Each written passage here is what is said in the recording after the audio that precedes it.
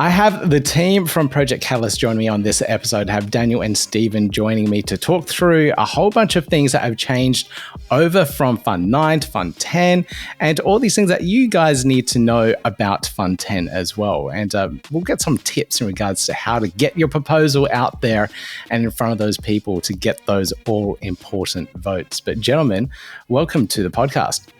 Thank you for having us, Peter. So I'll start off firstly with a quick little introduction from you both for the people in the Cardano community and outside of the Cardano community so they know who we're talking to. So Daniel, could you start off first and then we'll jump over to Steven? Yeah, absolutely. So thanks for having us. My name is Daniel. I've been around the Cardano community. This is actually my 6th year, beginning, in the first instances as a lurker, and then gradually transforming and participating in a greater capacity, whether as a stake pool operator, Cardano ambassador at a later stage, and then finally, I found a home in Project Catalyst, where I've been a part of the ecosystem for the past 2.5 to 3 years, and I've been serving in a capacity as a bridge between the community and the Catalyst team. Essentially, I'm community to the Catalyst team and Catalyst team to the community, and serving at that intersection between the community and product. And that's what I've been naturally busy over the past couple of years. And yourself, Steven? So I'm Steven. I'm engineer, systems engineer. I've been with Catalyst for 9 months, and it's my job to actually convert the ideas that we want to build in this system into a system that allows people to realize that. So I have to listen to what the community needs and then turn that into technical reality, and hopefully do it in a way that people don't notice it, so that it's easy to use. So that's kind of my job description. All right. Now, I know there are people that lurk around from different ecosystems and haven't heard of Project Catalyst before. It's actually quite interesting. We jump on a lot of Twitter spaces and we have these outreach campaigns where, Ethereum and Bitcoin people come in and they hear us talking about Project Catalyst for weeks on end, but they have no idea what it is. Can we get a quick 1-minute rundown about what Project Catalyst is and how it's involved in the Cardano ecosystem? Yeah, absolutely. So Project Catalyst is really, from my perspective anyways, is an amazing web of many communities, individuals, organizations really coming together to form one of the world's largest decentralized innovation funds that has really allocated to date something to the tune of $50 million in total funding value to more than 1,000 projects with team members based in more than 100 plus countries around the world. And in essence, it's really a public square for innovation that serves as a communal space for every ADA holder in Cardano ecosystem to exchange ideas, challenge themselves, and really collaborate on shaping the future of Cardano from their own unique perspective, because we all come from various backgrounds and experiences. And the concept is relatively, quote unquote, simple. I have an idea, I submitted it to the program, I collect feedback, I engage in the conversation, and then I formalize it into an actual proposal. And then ultimately it is put forward to the community to review, to get a sense of evaluation. And then at the end of it, in form of a public vote, it goes to the entire Cardano community to essentially prioritize, because there is always great many ideas, but there's only that many resources in each funding round. And public community vote is basically at the epicenter of prioritizing where those funds are coming from. And across all of these funds, individual proposals and ideas, I think more than 1.7 million individual votes cast have been recorded since Fund 1, which is quite something. And then there's also the post outcomes, where projects go into the world executing on the objectives of which almost 600 have completed to date. So it's really a nice cultural innovation melting pot for the Cardano community to meet, to debate, and essentially rally around. I was lucky enough to be one of the participants that had a proposal actually funded in Fund 9. So I'm forever grateful that funding came through. We came through at the skin of our teeth, at the very last leftover category, and we managed to slip in then. So we're quite happy that we managed to. Otherwise, we couldn't have built some of these tools for the community. So I'm every bit grateful counts for that funding. It sure does. Now, there were a lot of issues and dramas with Fund 9, everything from bots doing reviews and suspicious voting through the process as well. So there were all these issues. Can we talk about some of these issues and learnings from Fund 9 and what you guys have been doing since that end of Fund 9 to now, which has been a good 6 or 7 months for that time period. Usually it's a lot quicker. It's like a couple of weeks. So it's a lot of time that you guys have been working on stuff. What have you been up to? Yeah, you could say that the system or the program itself was almost a victim of its own success. If you record how fast and how quickly the funds have come in succession after one another from Fund 2 3, was each time it was doubling in size and everything. Ultimately, what happened in Fund 9, we hit the ceiling of capacity, the bandwidth, the opportunities, and all of that. And essentially that took us sort of to take a step back and say like, okay, we've been at it for 9 rounds. How about we now look at it from really comprehensive end-to-end perspective when we zoom out from all those individual fires, because there's always something coming up, because the Catalyst is such a comprehensive end-to-end program where people most of the time engage with it from a very limited perspective, maybe as a voter coming in from one direction, as a proposer coming in from another, a bystander from the third perspective. And there's all these little bits and pieces that can be improved. But sometimes when you take a step back, there could be a fundamental change in place that could actually alleviate all of these challenges all at once. So the break was essentially really to take a deep breath, take a stock of everything, because it's not just Fund 9, right? Like it's actually full 9 rounds. So from everything we've learned from the Fund 1 all the way to Fund 9, and looking at it from like a holistic point of view, it's like, okay, we've maxed out the limits of the technology, which there was really no blueprint to follow. It was built on the go. And as such, at a certain point, you will hit the limits. And essentially, that's where also Steven came in as a great mind to come behind and help us look at it from a perspective of like, okay, how do we re-architecture the Project Catalyst in such a way that it can last for not just another funding round and then hit another limit, but what can we do to make sure that it can scale and comfortably support community, not only for the extra fund, but also for 5 or 10 years down the line. But I think Steven would be better suited to address maybe some of those like nuances there. Yeah, that's right. So because Catalyst was built, like as Danny said, it's an experiment. So fund on fund for 9 funds, new pieces were built and new ideas were trialed. And pretty much every fund from Fund 1 to Fund 9 is different. And that meant that by the end of Fund 9, we had a stack that worked, but it was difficult to use. It was difficult for us to manage. So we could manage it, but it was hard. And part of the promise of Project Catalyst is that this should be a system that the community can actually reuse. So we've had a multi-pronged approach to looking at this. So we took a step back. We said, okay, we've built some great technology here, but how do we make it easier to use? How do we make it better? So we've looked at improving the ability for the community to co-test with us. So we've developed out over the last 9 months the ability to continuously run high-frequency catalyst cycles without human intervention, which will allow us to actually trial things before they go into production. Whereas before we would test things internally, and then the first time people would see it is a couple of weeks before the next fund. So we know that at the scale that we're reaching, that's not sustainable. We can't just keep adding a new feature and then saying, here's a new feature. There has to be a better process. So a lot of the last 6 to 7 months has been that process of actually refining the delivery so that we can deliver continuously and reliably, and then also look at what we need to do for the future to improve on this state and actually build an even better system for the community. So they're the 2 prongs that we were looking at, where we've made huge progress in the automation and the continuous delivery, and we're really excited to actually get started on the next phase to build out the capabilities.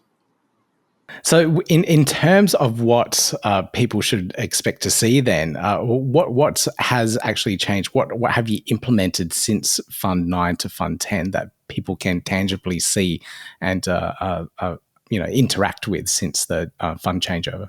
Yeah, that's a really good question. I think there's multiple layers to the answer here, just simply because there's a lot of things that need to be prioritized. And that's what essentially was over the past 6 months. So a lot of those things may not be immediately visible because there's requests. The number of requests is as endless as the meadows in front of us. So then it really comes to the fact, where do we prioritize our collective attention? And a lot of these things are sort of looking forward, and that usually comes in the form of the proposed roadmap in some of the proposals. And but there's some procedural interim steps that we took in order to make sure that some of those elements that have been heavily constrained by the size and also what's been happening within the Project Catalyst, that they're implemented as the interim solution for the Fund 10. So first of all, I think Steven has suggested that community wanted to experiment with alternative also voting mechanisms in Catalyst. So for that element, we've been building hard a Catalyst continuous testnet, which is actually very close to the deployment of the first instance. And what it really allows is the notion of co-creation and co-collaboration, because historically, as Steven suggested, is like you get to play with things only when they're ready. Now, with the introduction of things like continuous testnet, not only you get to play with these things sooner, and by result, we can also make things better because we can find the bugs and iterate on the design much quicker than throwing it straight into the production. But it also allows us now to actually have two visible tracks, allowing us to run continuously funding rounds without the risk of stopping them. Because historically, how the tech stack was organized, it was always a conversation of either or. So either the fund had to be running or we had to be building. And with the introduction of the Catalyst continuous testnet, we're separating those two things on two parallel tracks. And essentially, we can be building and operating without the need to stop actual funding round, which also then brings a lot better predictability and sustainability to the ecosystem, because builders and educators and everybody who wants to participate in Cardano and Catalyst nonetheless, it gives them an opportunity to plan better. So by separating those two things, which is not an immediate something that you can touch as a tactile change, but it basically is a paradigm change that allows people to have some kind of predictability that the Catalyst funding is actually taking place, and it will not be stopped or come to a halt because something else needs to be replaced. So it's becoming more modular as such. So that's probably one of those, like, the most exciting things. One other thing is that the community review has changed. As you know, in the past, we've had big challenges in terms of like, how do we actually crowdsource the community assessments and reviews, and how do we resurface those opinions and essentially do a bit of a sense making and filtering before the proposals get into the vote itself. And with the community review right now, we've introduced the concept of something we've always wanted to, at large as a community and also ourselves, to include the perception of reputation building. So there's this new concept of having different levels within the Project Catalyst, depending on the amount and the quality of work that you've done in the past. So for the first time we've done is basically we've collated all the data of all the participating reviewers. And if anybody's wondering, reviewers are basically the community members who are incentivized to review and provide opinions about the proposals and essentially assign them ranking on three criteria, which is the impact, what feasibility it has, and what value for money. And this time around, we've introduced that qualification levels so that since Fund 6, whatever work you've done as a community advisor, as a proposal assessor, and we've accumulated that. And there was a threshold to begin with. As long as your work was at least 17% accepted in the past and you've completed at least 10 of them, you are able to be invited to be a level 1.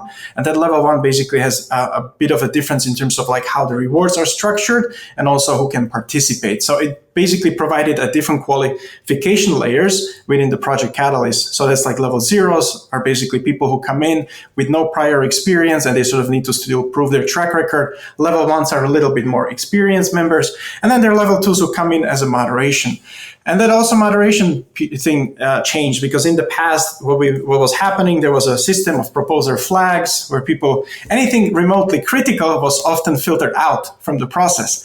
And that also tend to the outcomes that the rankings would essentially inflate. And all of a sudden, all of the proposals would be 4 stars and 5 stars. And in the traditional grants making stacks, you would expect some kind of bell curve where, majority of the proposals land in the middle, and then you have a cream to the top and then basically a tail on the other. And essentially, this now incentivizes an opportunity where that doesn't happen as easily. And, with introduction of these changes, it makes it more aligned for the expectations of what is this stage also about. So those things were completely reimagined.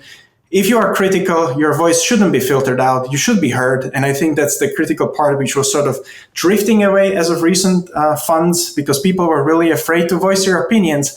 for the fear of being filtered out and ultimately losing on rewards. So one of the key hypotheses for this funding round is that more of a critical review of the proposals would resurface and ultimately make that opinion be available to the voters, which is then touched with some of the UX and UI changes inside the voting app, where traditionally the scores which would be shown up by the group of these individuals were the first thing that the voters would see, and they were immediately primed to sort of make a decision right away. So for Fund 10, one of the changes on the UX is, first of all, if you're going to land inside the voting app, the order will be randomized, and that will be unique almost to every single person. It will be then up to you to go to the filter and basically do it filtering based on ascending or descending on any of the three criteria, because in the past there was just one score and there was no really context of like what is the score about. So now we're keeping them separate. So if you have impact, you have feasibility and value for money, you'll be able to reorder the proposals based on the ranking on each of those individual things. So giving a 3 times opportunity for any voter to actually have ability to rank the proposals and sort of see which one they would see fit, and then take into account any of these voter perspectives as such. And probably the most exciting and the most obvious thing is because of the nature of how decentralized the Project Catalyst is, and it's quite overwhelming, we have that welcome to the experiment slide where we talk about things may break, disorient, overwhelm. There was no really essential truth or depository of information, and that lives basically on the 2 layers. I'll speak to the first one and maybe let Steven touch on the other. The first one is, so we launched the projectcatalyst.io website. Yay, great, we have a website now. So it's a great accomplishment.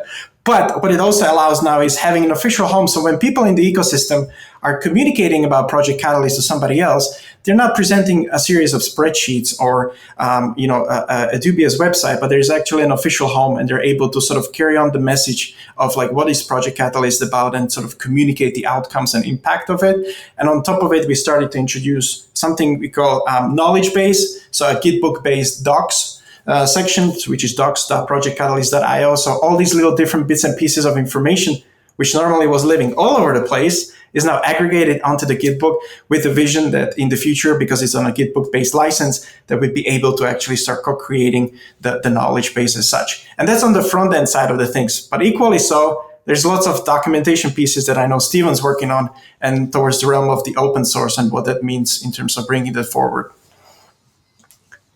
Yeah, so we've been, as Danny said, so getting the community to actually deal with our tech stack and be able to reuse pieces of it or use it in whole is a key. It's a key driver for what we develop. We're not developing it just for us. We're developing it for the community.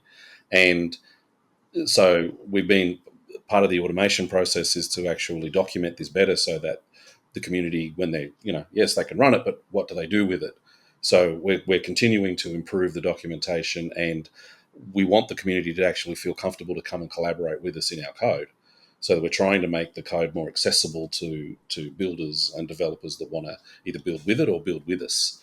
And that's an ongoing process. I mean, you always have to continue to refine and work on that process and listen to the people who contribute to you. A lot of the technical improvements are kind of hidden. They're in the back end. You'll see them in the continuous testnet, but we're deliberately making choices to minimize the changes that we deliver to production until the community's had a good chance to actually vet them in a safe environment first, because we want people to actually not feel shocked when they come and it's all different than what it was last time. We want it to be a continuum. Definitely. And so that even if there is going to be a big change, well, actually people have had 3 months notice and they know that this change is coming. They've actually been able to use it first. And we've been able to get some measure of consent that, yes, this is actually a good feature that we should put into production. So, Danny's outlined some of the things that we have been working on that will be in production, but a lot of features that we've been developing, they're in the back end. So in Testnet, you'll actually see a proof of concept web-based voting app called the Voting Center, where we're actually experimenting for the first time in Catalyst with representative voters. Now, we haven't gone for that in production because the community hasn't had a chance to play with it yet. We haven't had a good chance to get more views of what do you feel like with this model of representative voters. Is this what the community actually thinks we should run with? So we've got this stuff, so you'll see a lot of this stuff in Testnet that we deploy first. but in production, it's going to be similar, very similar to what we had in Fund 9. And that's deliberate because we're trying to keep the system stable and predictable fund on fund. Very interesting indeed. Now, I think a lot of people don't realize, and correct me if I'm wrong, but the actual Catalyst platform itself is an off-chain application that doesn't directly run on the Cardano blockchain. So, and I swear I've seen proposals where they've wanted to be able to grab that and use it and run it within their own DAOs and own platforms to create their own voting mechanisms. Yeah, so Catalyst is technically a level 2 distributed application. So we Catalyst voters register on chain. The Catalyst treasury is managed on chain. We are, and then so Catalyst voters register on chain. Their voting power is taken from on chain, so their voting power is related to their stake data. We have tooling that, like most DApps, will follow the chain and actually, at a particular point in time for Catalyst, collect all of the registered voters, their voting keys, their voting power. That then enters the Catalyst system, which actually has another blockchain, which we use in a limited sense for voting ledger. Because we're only interested in Catalyst in storing votes, it's not a general purpose blockchain. We use this voting ledger as a secure way for us to store the votes to show that they're not being tampered with. And one of the actual architectural advantages that we're going to deploy in Fund 10 is the ability for the community to actually draw down on this blockchain as we're running it. So even though we're running it, it's in a federated network so that we can maintain the speeds of Catalyst, which are quite high for the voting load. The community will actually be able to independently pull that in real time and verify that, yes, the votes that were in there in the first hour stayed there. They didn't get altered.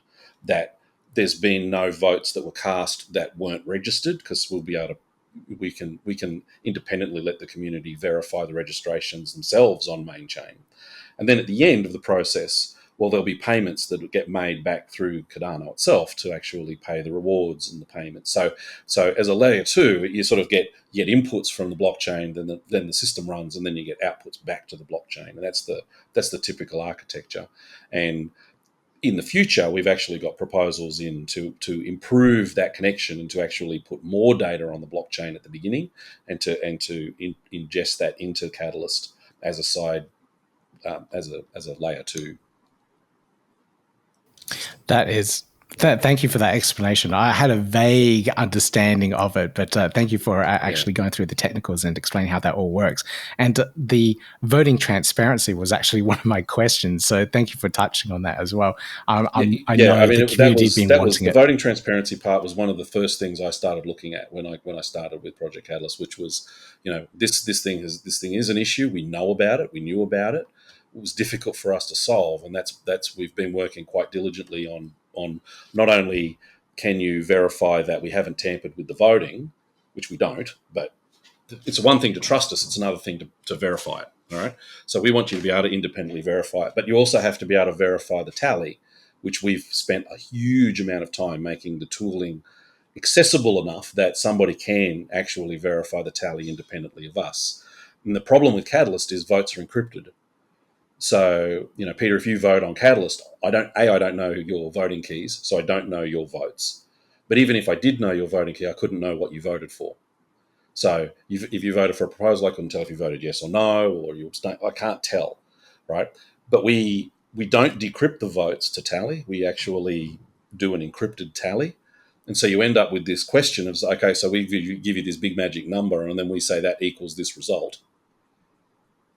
You can't trust us that result actually equals this big magic number. We have to be able to prove to you mathematically that this number here equals this number.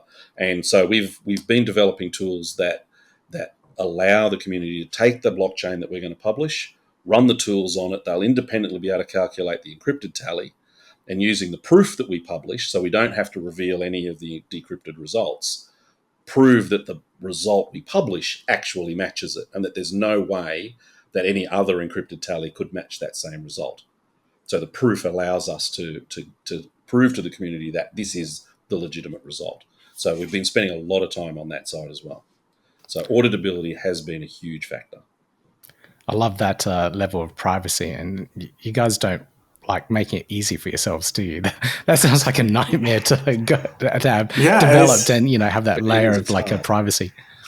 It's one of the key elements, actually, because I think we often come we have very rosy picture of of the ideas and the vision that we would like to implement, but there's always that gap between what we'd like the situation to be and what the technological readiness is. And it's all figuring out how can we narrow that gap. So most of the time is not actually not having that misalignment that like, should we have a vote transparency or not? That is without the question. We agree on the basic principle. But then how do we ensure that the cryptography and developers put their minds together in such a way that it doesn't compromise the outcome of the tallies and whatnot? Because it's quote unquote, it's easy to cast a vote on chain transparently. It's a whole another game if you're trying to do it through the encryption so that you can have some privacy preserving elements, which is really industry leading in essence what we're doing in the Catalyst, and it's not seen anywhere else. And it's something that again is a parameter that should there be, because people always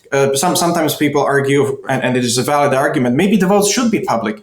Well, they could be. There could be use cases where you can have a perfectly viable public vote, but there also may be use cases where you would like to leverage a private vote. And then it's only figuring out how do we come up to the consensus, which way it is, which votes are to be private, which ones are to be public. But then we have a toggle, we have a switch. It's a parameter that can be enabled. So one of the first instances of where we actually want to be leveraging the public decrypted tally is with the introduction of the Catalyst DREPs, the delegated representatives, because they're voting on behalf of somebody else. So it's important that those like dynamics and all the tooling really came together and sort of caught up to the aspirations. We all have big dreams, but it always takes time. We tend to, in crypto at large, we always tend to overestimate what we can do in the immediate to the short term period, right? But then underestimate what actually can happen in the long run. And in a sense, that's what's happening here as well. We're finally getting to the state where the maturity of the tooling comes in to such a level that we can emancipate the outcomes, but also equally so opening up then for the rest of the ecosystem to start co-building and co-creating through the means like we talked about, the Project Catalyst, the continuous testnet, and things of that nature. Because it was really breaking my heart in all the previous funding rounds where we would need to have an argument over or have a suspicion whether the outcomes are valid or not. And I think we would rather spend our collective energy as an ecosystem actually debating the outcomes, rather whether the outcomes are valid based on what's already based on the blockchain. And the tooling will basically bring peace of mind, so that no longer becomes a part of the equation, and we can more focus on the outcomes and the intentions of those outcomes through the funded project. So I'm really looking forward to that, having that clarity in the conversations where we can have, based on the transparency, have really good processing of the data, and then seeing what we can learn from it from the next iterations. Yes, it really is those outcomes that we're really after. Stephen, you were about to say something? Oh, I was just going to say that, I mean, Danny's spot on, right? So the problem isn't that we know what the cryptography does. The problem is making it accessible to enough people that it's usable. It's not enough that our researchers in IO can look at it and go, yes, you've proved that that's right. We need to be able to do that in such a way that a larger proportion of the community can do it. I mean, it's still difficult. It's still technical.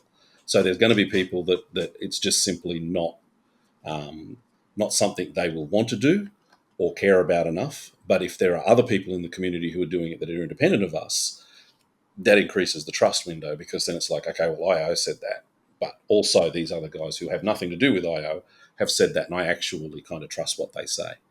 So that's what we're trying to do, is to allow the ecosystem to self-check, self-regulate, and self-validate.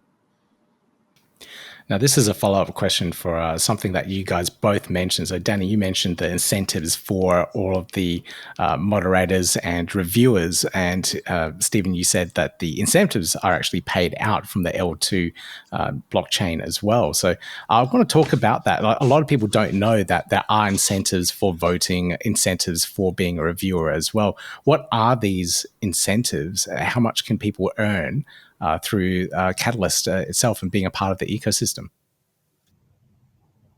Yeah, so there's the different ways how somebody can actually participate. Like when the Project Catalyst started, you had only a few instances of how you could actually earn some ADA in the ecosystem. You could do the staking, right? So you got some new freshly minted ADA, or you could do it through the proposing or participating in Project Catalyst. And that realm within Project Catalyst has not changed.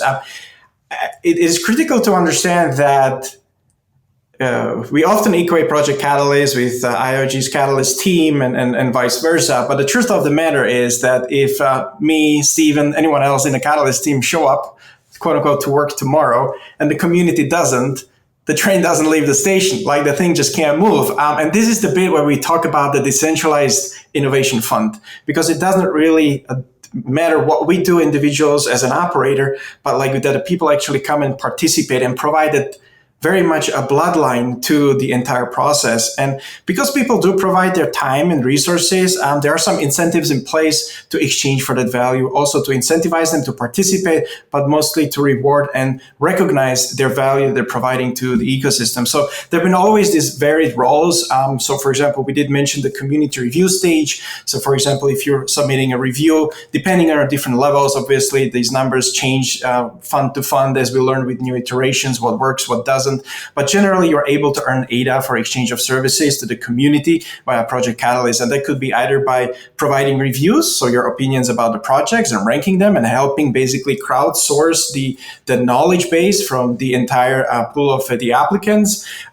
You could, when you cast a vote, you get little voter rewards as well, as a thank you appreciation to it as well. So that's also in place. Other thing is, like, during the community review stage, there's also the moderators who help basically to spot check if there's anything out of order, if it's not according to fund rules, the code of conduct, that sort of instances. So that function is also rewarded. And largely, I think the most importantly, where the lion's share of the rewards, they go to the proposers, those that actually make it through to the entire process. And essentially, that's always the goal, maximizing the throughput of the value that can be directly translated into ecosystem in form of the proposals and the people who go through the process. So that's probably the most impactful way. But then you have all these supporting rules.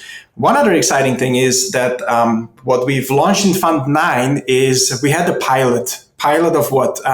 Something we call statement of milestones. As you know, in the previous funding rounds, there was basically no targets or milestones that projects had to hit in order to receive and get approval for the next tranche of funding. So in Fund 9, we ran a pilot, and rather successfully, with lots of good feedback and iteration to follow for the Fund 10, is where projects of certain size and certain categories were subject to the universal statement of milestone exercise. And that thing is now being translated into Fund 10. So all the projects which are currently running in Fund 10, they'll be required, once they're approved by funding from the community, to actually complete the second step. Funding is not automatic and is not a blank check by any means. So once you are approved as a project, come Fund 10 onboarding session, there will be basically a period of time where you will be formalizing what we call statement of milestones. And you as a project, you'll have to basically demonstrate which milestones, when you're trying to hit, and how much of value they're going to be required to be distributed. And then depending on how you progress through your project, you get onboarded, you get your first tranche of payments towards your first milestone. Once you hit the first milestone, it's sort of like a checkpoint on the road.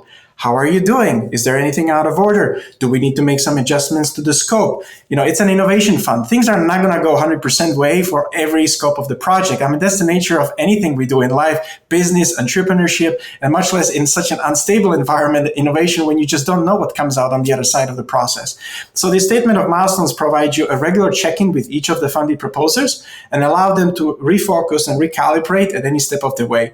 And if the project becomes unfeasible at any point, it can actually be terminated, canceled, lessons learned, compiled into the public report, so that all the people who are coming then on the very beginning of the next fund, they don't have to necessarily repeat the same mistakes. Because one of the key elements of Project Catalyst, why to me it's very exciting when you compare to the traditional grants making or venture capitalist tendencies, is that a lot of information gets locked and it's never sees the light of the day. And it's very difficult for people to come behind to learn from the mistakes, not repeating them again. And it's very costly to get access. And in Project Catalyst, that is sort of turned upside down. Information's available to everybody.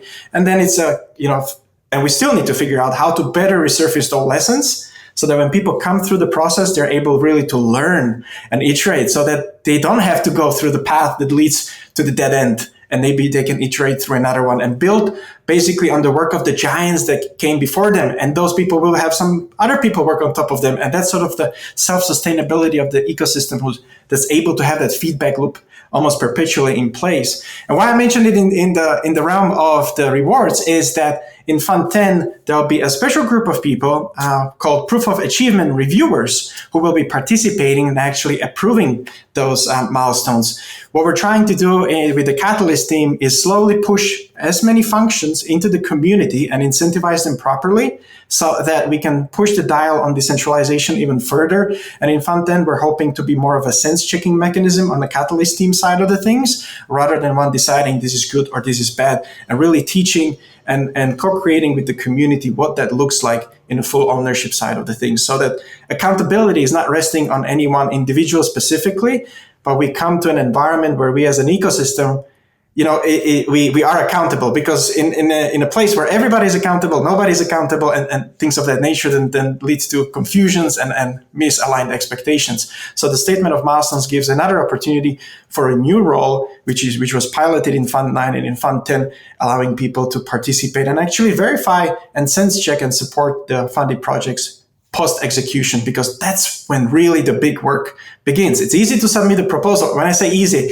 it's with a bit of a pinch of salt, but the real work comes, can you deliver on the promises you've made? And then sort of like tracking the life cycle of the project. We'll talk about proposals and how to stand out of the crowd of like 1,500 proposals at the moment. But I was a part of that pilot, and doing the statement of milestones and the proof of achievement, I thought was, oh my God, more paperwork. It was more work that you had to do, yes. But I totally understand the process. I don't want it's a lot of money that's going through these funds, and I would hate to see that money just be distributed out early and just completely wasted on projects or people that weren't able to deliver on what they were promising. So I think it's a very important step, and I'm kind of glad it is rolled out across all the challenges this time in Fund 10. There will be one slight change. You might like it, because since you are part of the pilot, we're moving away from the spreadsheets. So one other thing that we've changed for Fund 10 is, instead of formulating it in a spreadsheet, there will be actually general user interface. Again, the first iteration of it, that essentially you will be submitting the milestones, they're being reviewed, and all the people who participated in it, so the proposers, the reviewers, our Catalyst team, we will have a general user interface to come in and actually interact with. So that should minimize the friction points, maximize the clarifications. And again, I'm sure we're going to learn from this first iteration, but at least, again, it's one of those instances that, it just increases the throughput, because the idea is not to slow down the proposers. We want to get people as fast through the onboarding process as possible, to be them reasonably accountable to the rest of the community, but also making sure that the throughput gets, so we don't slow people down. And this is another friction point that we're sort of like trying to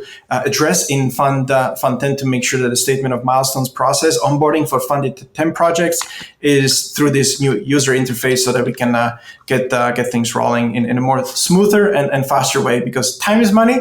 And the sooner we get the projects on the road, the better for everybody involved. But I'll probably just close out this point with the fact that we should never be afraid of failure. I think more broadly, a lot of times people get very sensitive, like, let's not waste the resources in this direction or that direction. Cost of innovation is that you're going to make some misses. And we need to get comfortable with the fact that no program in the world has a 100% success rate. In fact, the fact that the Catalyst has produced 1,200 funded projects, of which now 600 have completed on their scope, is an extremely high success rate. And community at large should be extremely proud of that accomplishment, because it's not something that is easily taken for granted. And it really talks about the efficacy of having a grassroots innovation for people who have accountability and efficacy in the system, because they're part of it. And that usually yields much better results, because you're building towards also something bigger at the same time as you're delivering towards your own project. So failures are okay. I think more important than spending a resource on a project, which may have not been to my liking, is the fact that what can we learn from it and what other proposers can sort of build upon it so that we can have building the collective knowledge base in a way that can really accelerate the entire ecosystem. And that's why essentially we're pushing Catalyst completely open source. And that's why we're trying to open all the data availability within all the new architectural levels, so we are not constrained by the things of the traditional Web2 world. And those are really hard problems, and we're going to still struggle with them for a while because everybody in the crypto industry is trying to figure out these things. And it's not just the Catalyst problem, it's literally a wide industry issue. Okay. I mean, now, go on, Steve. Sorry. I'd just like to add that if anybody's actually interested in community reviewing in Fund 11 or in future funds, in our Git book, we have a whole section on how to participate as a community reviewer, including the rewards that they can earn in that process. So it's a good resource for people that are interested in, maybe participating further. All right, I'll make sure I'll grab the links and put that in the show notes so people can learn a little bit more about it. Now, I am conscious of our time, but I do have a very important question for the community, and this is: how on earth can you stand out from the crowd of these 1,500 proposals, more than 1,500 proposals that were submitted this round? What are some tips and advice for people out there that are trying to get their projects funded, to get their foot through the door and funded?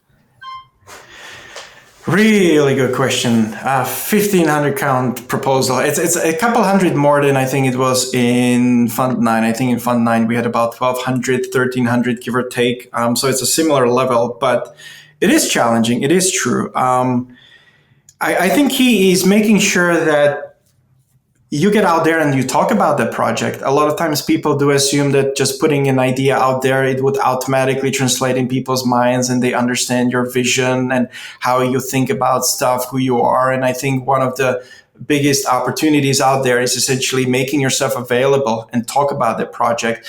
The ecosystem has grown by leaps and bounds compared to like what the opportunities were in Fund 2. Like granted, in Fund 2, I could probably recite the entire length of the ecosystem and we would probably know it. Between then and now, the Cambrian explosion happened, and then I can't keep up with anything. There's news every day about every new different thing. So how do you even make sense of it? And unfortunately, there is the problem that we do compete for attention regardless.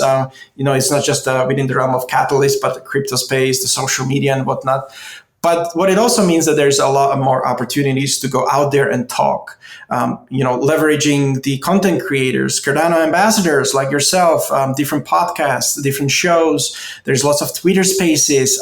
In fact, there's there used to be one Twitter space a week 2 years ago, give or take. Now there's when you look at the Cardano themed Twitter spaces, there's at least 5, 6 every time of the day. You will find a Twitter space that is talking something related to Cardano. And if not, there's all these other ecosystems as well. So I would encourage us to show up consistently, because I think that's also a key thing, that it's not just like a one loon shot in the air, but you need to show up consistently, make an effort, get on stage, get uncomfortable. Not everybody is a natural speaker, myself included. We run the live town halls in Catalyst, and it's always you get the jitters before you hit the live button. You don't know what happens. You don't know who shows up.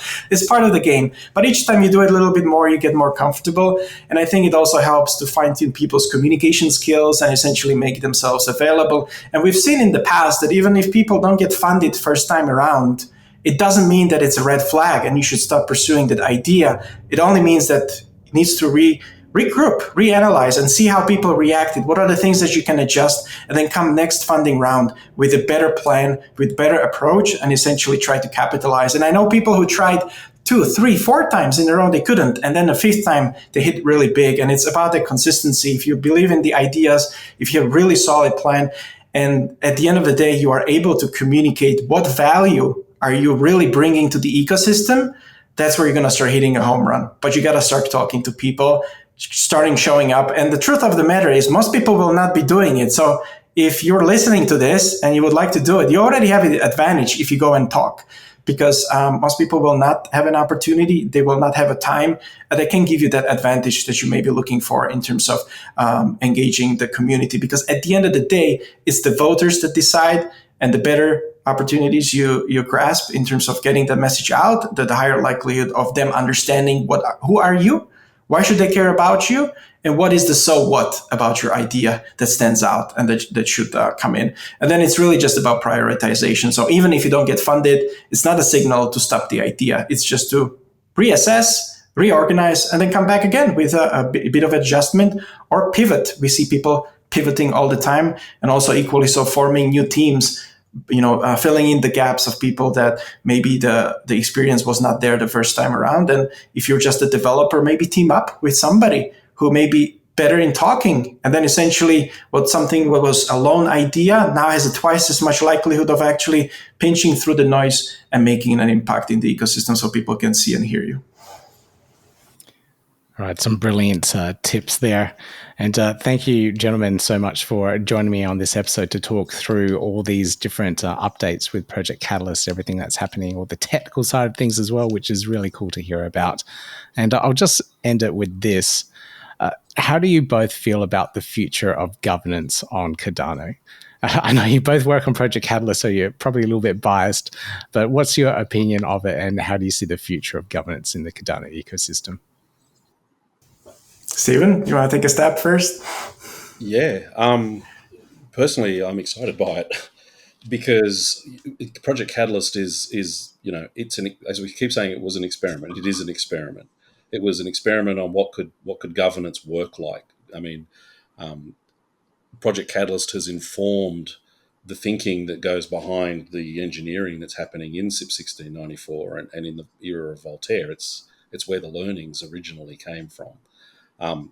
And I think as the community starts to be able to leverage the treasury more for different things, I mean, Project Catalyst is leveraging it, but in a really specific kind of way, as we can actually leverage that treasury more in a controlled way as a wider ecosystem, the sky's the limit what we could actually achieve with this system and with this community. And the more I hear when I go to Catalyst town halls and I hear people do their closeout reports, the more I think there's more, there's amazing stuff that we're just waiting to do because we're already doing some really amazing stuff.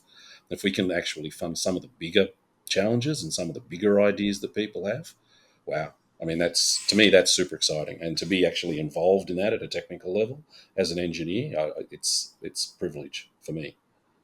So that's what I think. Yeah, it's true. It's absolutely privilege. I mean, one of the key reasons why I've been always attracted to Cardano is the age of Voltaire. And, it's been years in making, and it seems like it's almost around the corner. And it's one of those moments where you're so excited, but yet you're so anxious at the same time, because it's a huge paradigm shift. And I think still a lot of people have not realized of how much of the world will change in Cardano once the Voltaire era is enacted, and then we start iterating again upon those, the next steps towards it. And for that instance, also within the Project Catalyst, that's why all these changes and all these different categories for challenges are introduced in Fund 10, because at the backdrop of this, SIP 1694 and the Voltaire, it's going to be a rocky road. So when you look back into where the Project Catalyst started 2-3 years ago, you could argue that was a very rocky road. You don't know what was happening the next round. In many instances, it still does. But at least, there's a sense of stability now, and there's a sense of like the direction. And essentially what Project Catalyst provides in the backdrop of the Voltaire era is the sense of stability for the next 12 months and the next year as the community transitions towards the Voltaire era. Because just like anybody else, Project Catalyst included, during the Voltaire era, will need to stand up on its own feet, will need to be sustainable, will need to be operated, will need to be professionally managed. And just like any other institution, it will need to demonstrate the value to the rest of the community, because without access to the Cardano treasury, arguably there is no point in Project Catalyst. And this is like a big paradigm shift in itself as well, that in the future, any access to the Project Catalyst or the Cardano treasury is through the global governance Voltaire action. And if we are unable as an ecosystem to come to an agreement that Catalyst is something that needs to transpire and it makes value, just like any other institution, it could also mean end of the program. And that's okay, because that's exactly the mature state that we're trying to get into the future. So you've seen things like invitations to be part of the Intersect, the member-based organization. there will be probably tons of others organizations possible that will be able to put forward a proposal to be able to execute on their objectives in their local way. So you think of a Cardano treasury as a federal reserve, and then you have local municipalities budget, each, doing their own thing, but being accountable to the rest of the community. And I think that's really exciting because it's an empowering moment. And I think we're going to have a lot of heated debates, as we should. I mean, if it was easy, probably everyone would have done it. And I think the fact that if we are able to transition as a community into that state is extremely exciting. It is anxious. I am nervous, but I'm here for it. And I think people maybe not know, but originally Project Catalyst was actually the very first instance of the tech stack that we ran was called Voltaire Incentivized Testnet. And since then, the paths have sort of evolved from one another, but now we're seeing like how those different institutions and roles are to play. And I'm pretty confident that community continues and will continue to show up. And, we are always better as a collective sum of all parts. And, that's where the governance comes in. We can only do as much as a tech. At the end of the day, there's still humans involved, and we need to be prepared that, there may need to be compromises made and essentially expectations are tempered. But I'm here for it. I'm here for it from the beginning, and I'm hoping for the best and preparing all the technology and everything with the rest of the teams for the worst. So here we are. Let's go. Super exciting era for the Cardano ecosystem with Voltaire upon us. And I have to say, Project Catalyst was the thing that drew me into the Cardano ecosystem. It's, becoming staple operator, that was the first step, but then Project Catalyst threw me deep. And I think it was my third ever podcast episode where I did a deep research into the white paper and everything else. You had Maria Carmo, I think, one of the very first episodes that I ever showed with you, and she was walking through it. I remember it was probably 2 years ago now. Yeah. She was talking me through everything. I was like, wow, this is absolutely amazing. Absolutely love it. And I'm still here now. So it must be a good thing. All right, gentlemen, thank you so much for joining me and sharing your knowledge. It's been an absolute pleasure, and I'm looking forward to everything that's going to happen in Fund 10 and looking forward to the results. Awesome. Thank you for having us, Peter. Thank you, Peter. It's great. Yeah, gotta do it like that. You've been listening to the Learn Cardano podcast. Gotta get it hype. Crypto is what we like, but this is not investment or financial advice. Gotta do your research, cause it's risky. We know it is. This show is educational and it's informative. Crypto's the future, really, it ain't no debate.